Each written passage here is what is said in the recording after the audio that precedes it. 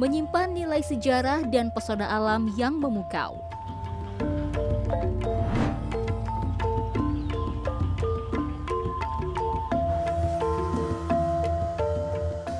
Memiliki ribuan hektar lahan perkebunan teh, layaknya hamparan permadani, membuat wilayah ini menjadi wisata alam andalan di Bandung Selatan. Inilah Kecamatan Ranca Bali, yang dikenal dengan kawasan Ciwidey, Kabupaten Bandung.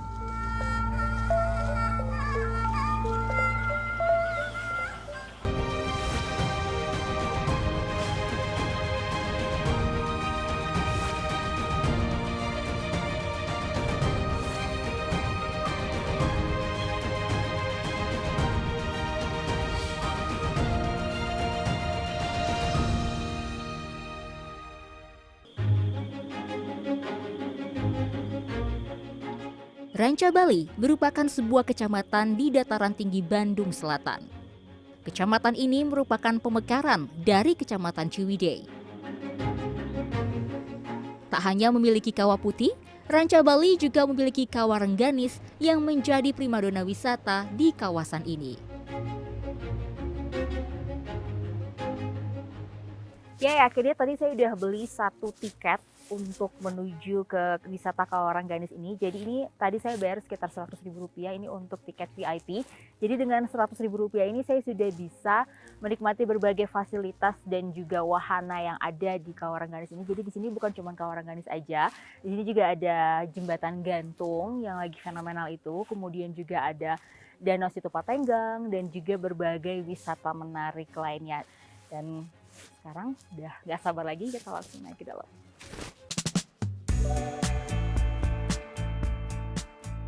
Kawah Rengganis dikelola secara profesional oleh pihak swasta.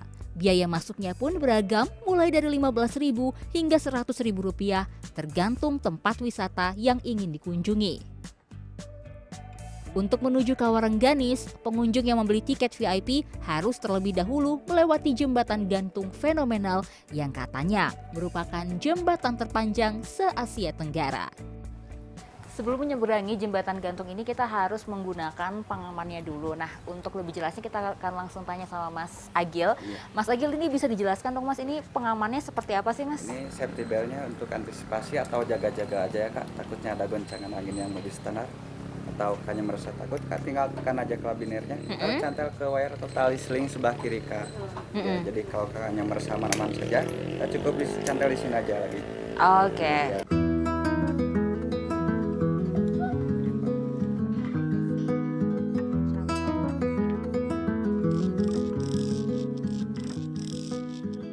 Dengan panjang 370 meter dan tinggi berkisar 80 sampai 100 meter, jembatan gantung ini dapat menampung sebanyak 150 orang. Bagi pengunjung yang takut ketinggian, tidak disarankan berada di jembatan ini. Seru juga nih, akhirnya bisa menyeberangi jembatan gantung yang fenomenal ini. Dan memang sensasinya tuh ketika berada di sini deg-degan ya, karena nggak stabil, jadi kayak goyang-goyang gitu. Namanya juga jembatan gantung ya, jadi memang cukup deg-degan juga. Sebenarnya ketika berada di tengah-tengah jembatan gantung ini, view-nya itu keren banget, semuanya terbayarkan. Coba lihat. Keren ya. Setelah menyeberangi jembatan gantung, saya mencoba wahana Keranjang Sultan.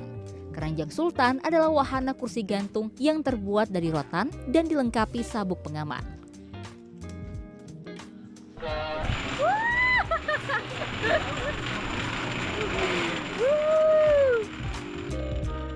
Kursi-kursi ini berjalan melintasi sungai dengan rute sepanjang 100 meter.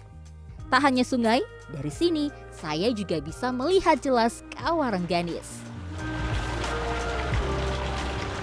Dari wahana Keranjang Sultan dibutuhkan sekitar 10 menit jalan kaki menuju kawasan Kawah Rengganis. Berbeda dengan kawah putih, aroma belerang di Kawah Rengganis tidak begitu tajam. Meski begitu, ada batas waktu maksimal kunjungan, yaitu 30 menit.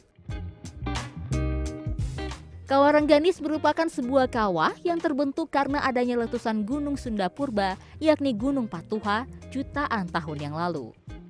Tak hanya bisa menyaksikan indahnya Kawah Rengganis dan sungai yang berada di tengah kawah ini, Pengunjung juga bisa mandi lumpur. Tada! Sekarang saya udah ganti baju dan sekarang saya berada di tempat pemandian lumpur yang ada di Kawarengganis ini. Jadi salah satu kegiatan yang bisa dilakukan adalah mandi lumpur, dan kabarnya mandi lumpur ini dipercaya oleh warga sekitar ini dapat memberikan keuntungan yang bagus untuk kulit buat yang alergi ataupun juga punya permasalahan kulit. Katanya ini bisa menyembuhkan permasalahan-permasalahan kulit tersebut. Jadi kita coba aja ya. Lumpur yang berasal dari lubang lumpur hitam ini dipercaya warga sekitar dapat mengencangkan dan menghaluskan kulit. Alhamdulillah ini kan lumpur langsung keluar dari kawah. Nah, ini lumpurnya, jadi insya Allah ini bersih. Jadi kalau misalnya punya penyakit kulit, gatal-gatal, alergi juga gitu bisa disembuhkan ya? Insya Allah jerawat juga bisa. Jerawat juga bisa ya? Bekasnya pun yang hitam-hitam itu bisa sembuh. Oh iya? Iya. Oke. Udah banyak yang datang ke sini mungkin karena khasiatnya. Tak hanya diminati wanita, laki-laki pun juga tertarik dengan khasiat mandi lumpur ini. Suka aja sih. Suka aja?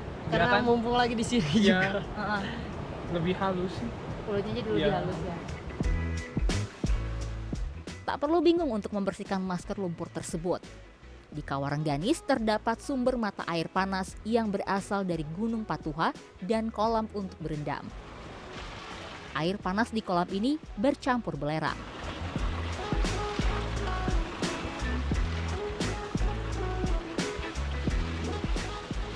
Bener loh, kulitnya langsung kayak berasa halus gitu.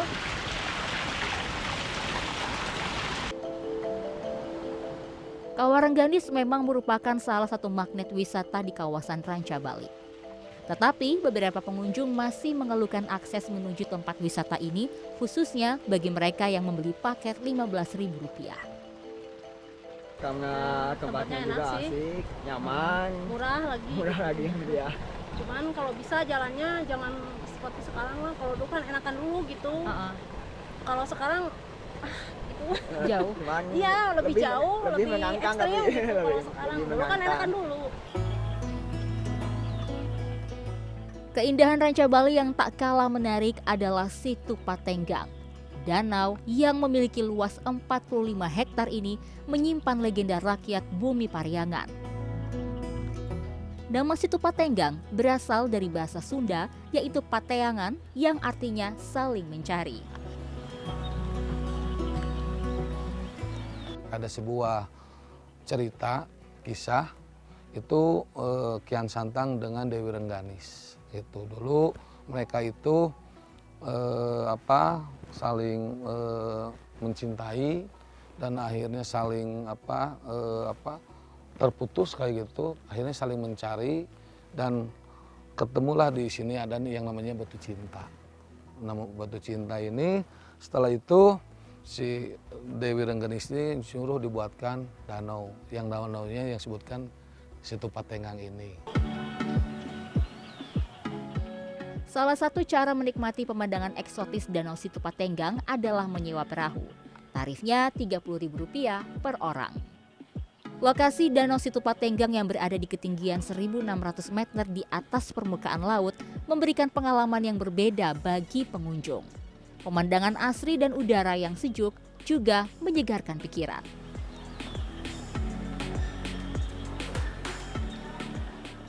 Setelah puas berwisata di Kawarengganis, nah di sini juga ada salah satu hal yang harus dilakukan yaitu menikmati secangkir teh sambil menikmati pemandangan danau ataupun juga Situ Patenggang. Dan juga di sini bukan hanya danau saja yang bisa kita nikmati atau kita lihat, tetapi juga di ujung sana ada perkebunan teh hamparan, perkebunan teh di Ranca Bali yang menjadi salah satu daya tarik dari kawasan ini.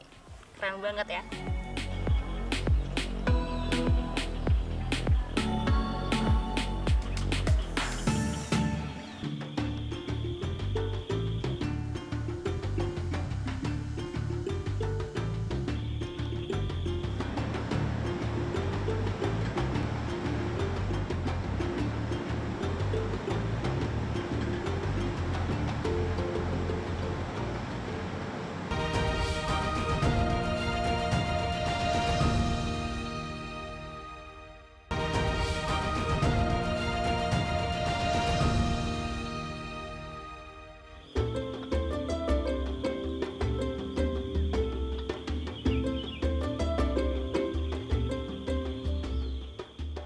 Keindahan panorama dataran hijau layaknya permadani yang luas menjadi daya tarik perkebunan teh Ranca Bali. Di Ranca Bali berdiri sebuah perkebunan teh milik pemerintah di bawah naungan BUMN PT Perkebunan Nusantara 8. Tea Walk adalah salah satu kegiatan yang harus dilakukan pada saat berada di Ranca Bali. Kebetulan saat ini saya tengah berada di perkebunan teh milik PT Perkebunan Nusantara 8 yang berada di atas ketinggian 1.600 meter di atas permukaan laut. Sejauh mata memandang semuanya terlihat warna hijau rapi seperti karpet. Tapi bukan hanya itu saja, bukan hanya terlihat seperti karpet saja, tapi karena berada di tengah-tengah perkebunan teh ini membuat saya merasa seperti sedang berada di tengah labirin yang sangat besar. Keren ya?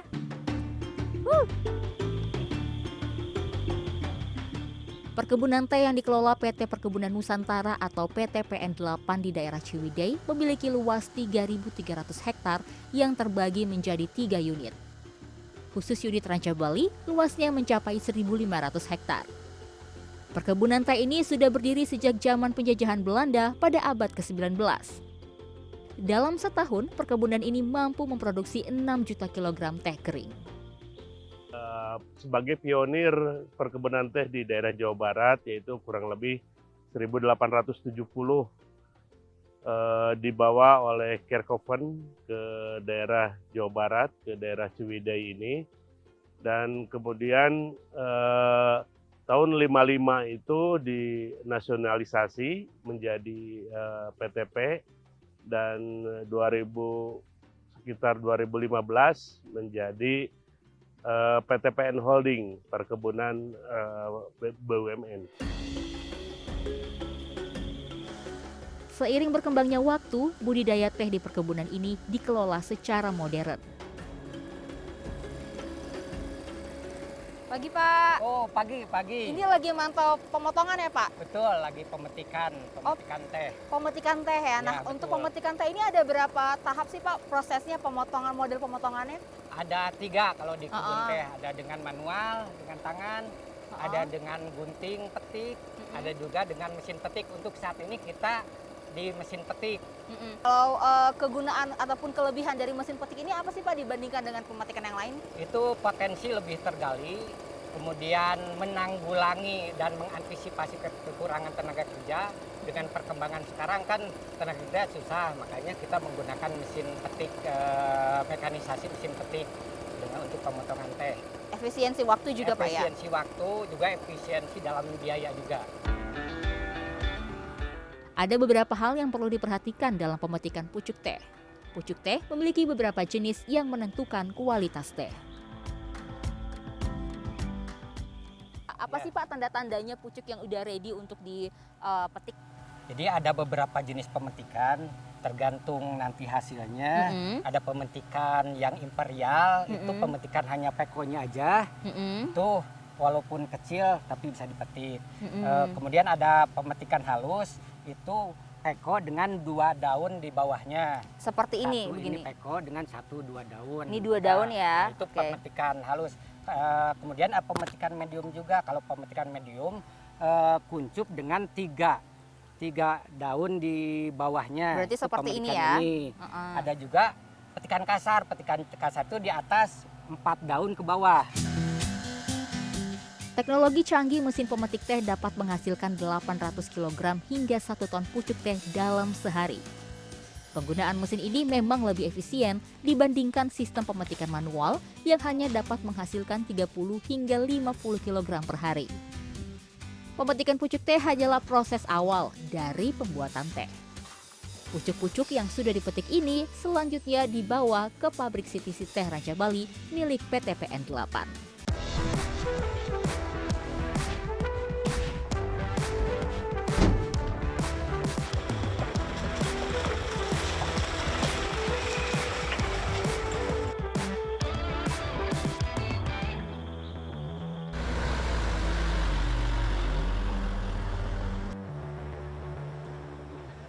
Halo, selamat siang Pak. Selamat siang Bu. Nah, Bapak ini bisa dijelaskan sekarang lagi proses apa nih Pak? Ya, ini proses penerimaan bahan baku pucuk dari lapangan. Jadi setelah dipanen, dikirim ke pabrik melalui truk, nanti kita proses selanjutnya adalah pembeberan. Oke, ini diangkut ke dalam untuk masuk ke dalam pabrik ya, Ya, Pak ya. benar. Oke. Nah, ini sebenarnya ada berapa jenis sih? Berapa tahap dalam pembuatan teh ini dari awal sampai akhir bisa dingin? 7 atau 8. 7 atau 8 proses ya. Ya. Berarti ini saya bisa masuk ke dalam untuk melihat seluruh prosesnya atau enggak, Pak? Boleh, nanti sekalian terakhir kita ada QC. Ini bisa lihat QC-nya. Berarti bisa coba semua tehnya, Pak ya? Bisa, bisa. Wah, seru Boleh. nggak sabar. Oke, kita langsung masuk ke pabriknya ya. Pabrik teh Ranca Bali ini memproduksi teh hitam dengan metode CTC atau crushing, tearing, and curling. Setelah bahan baku diterima, proses selanjutnya adalah pembeberan dan pelayuan pucuk teh. Pabrik ini sudah menggunakan proses serba otomatis yang modern. Ketika pucuk teh telah layu, pucuk-pucuk ini akan dimasukkan ke dalam mesin CTC.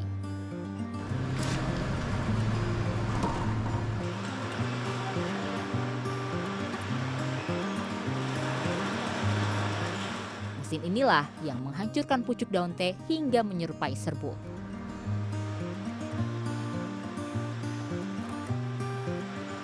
Tahapan selanjutnya adalah proses oksidasi, dari hijau menjadi hitam.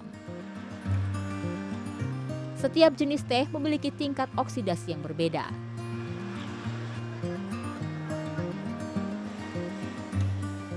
Berpindah ke ruangan lain, teh kini memasuki proses pengeringan dengan menggunakan oven raksasa selama 18 menit.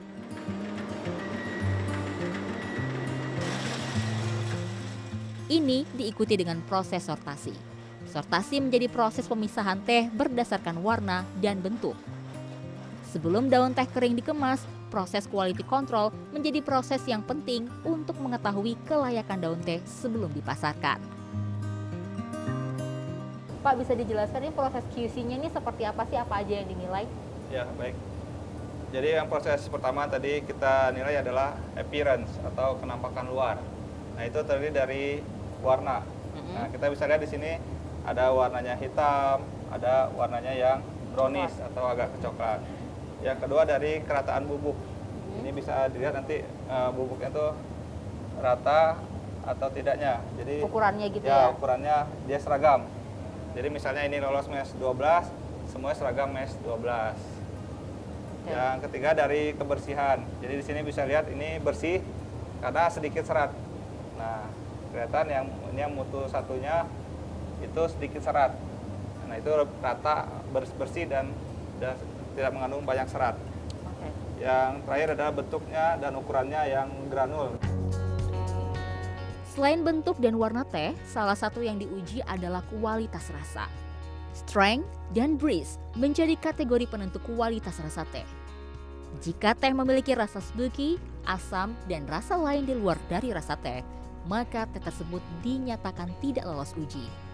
Cara mengetes teh ini pun membutuhkan pengalaman. Tak hanya rasa, aroma teh juga masuk dalam penilaian. Jadi bisa ngerasakan semua airnya itu masuk ke semua mulut. Jadi cara nyeruputnya nggak usah ditempelin, ini aja.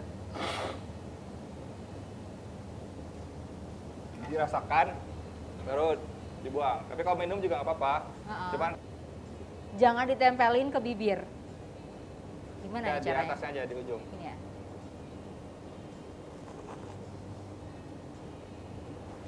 Ya bisa, cuman kurang kuat nariknya. Oh, harus ya. Ya. harus Itu kuat.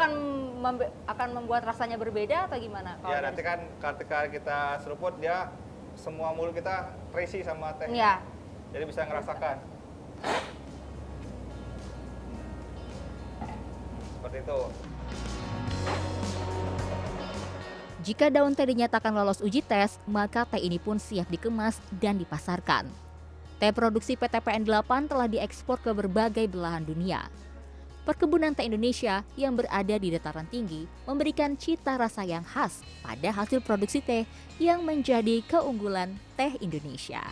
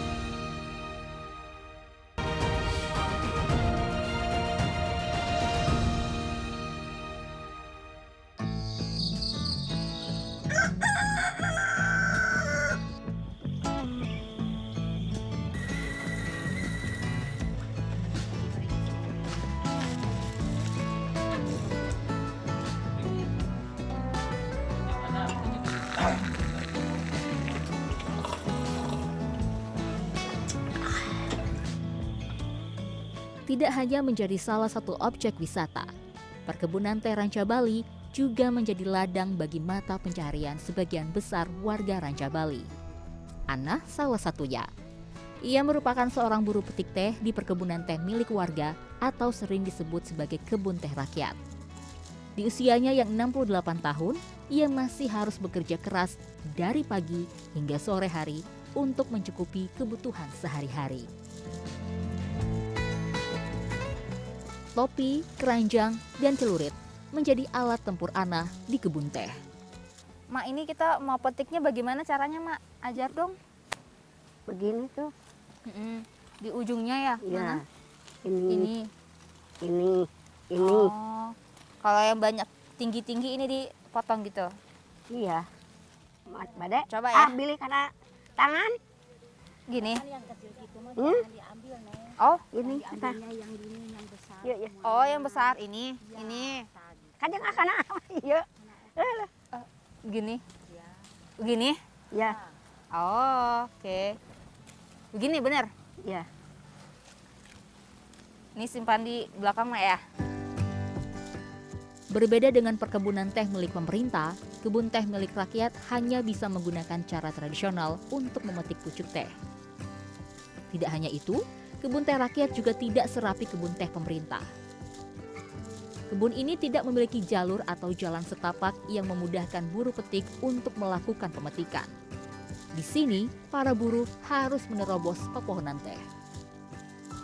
Meski begitu, para buruh teh tetap bekerja cekatan, berpacu dengan waktu untuk menghasilkan pucuk yang banyak.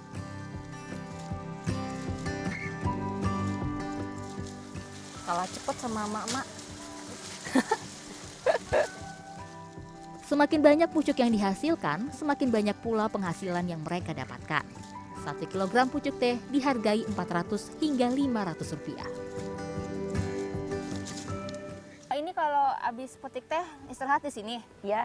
Sama teman-teman gitu? Iya. Makan? Makan, ngopi, biasa. Minum teh juga ya? Iya. Itu sudah berapa lama sih, Mak, jadi ini buruh teh? Pemetik teh? Di sini mah ada 3 tahun. 3 tahun. Kalau di kebun? Di kebun mah 35. 35 tahun. Lama ya, berarti Iya. sudah 38 tahun, Ibu. Iya. Kalau untuk susah senangnya Ibu sebagai buruh pemetik, apa yang Ibu rasakan gitu? Apa susah, panas, atau apa gitu? Susahnya hari gak ada pucuk we. Kalau banyak suka. Iya, kalau nggak ada pucuk nggak dibayar ya? Enggak. Enggak kerja mah. Nggak kerja ya? Iya.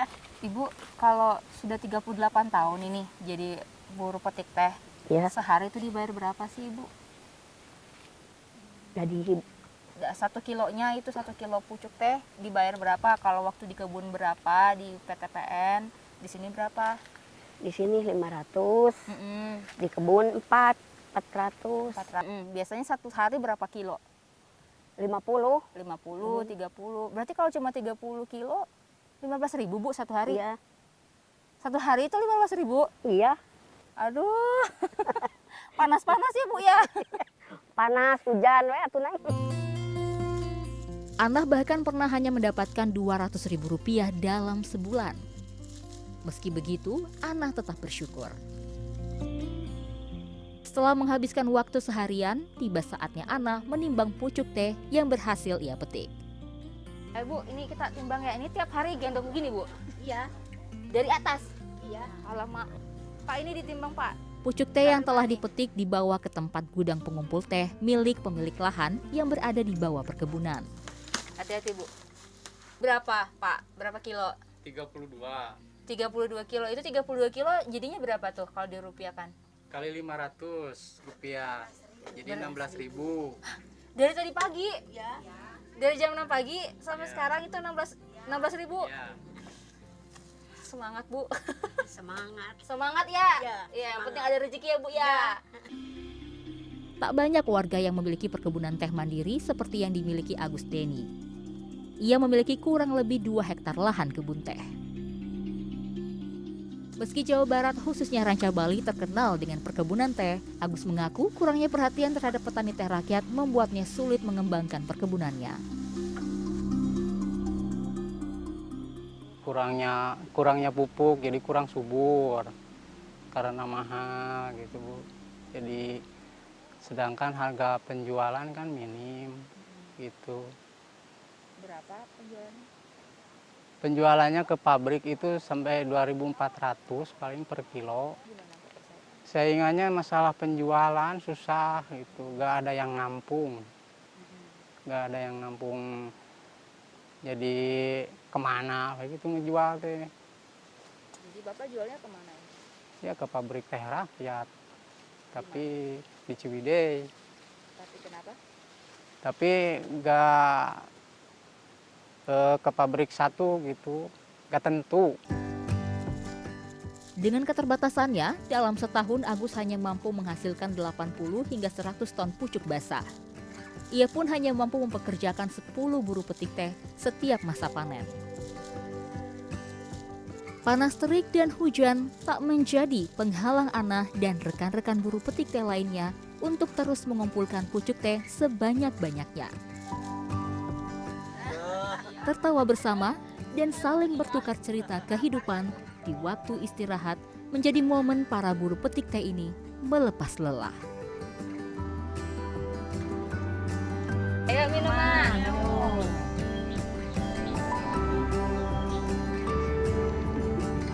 Mantap.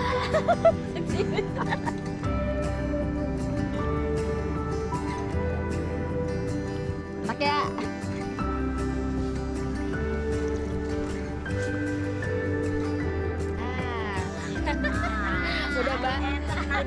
Udah habis.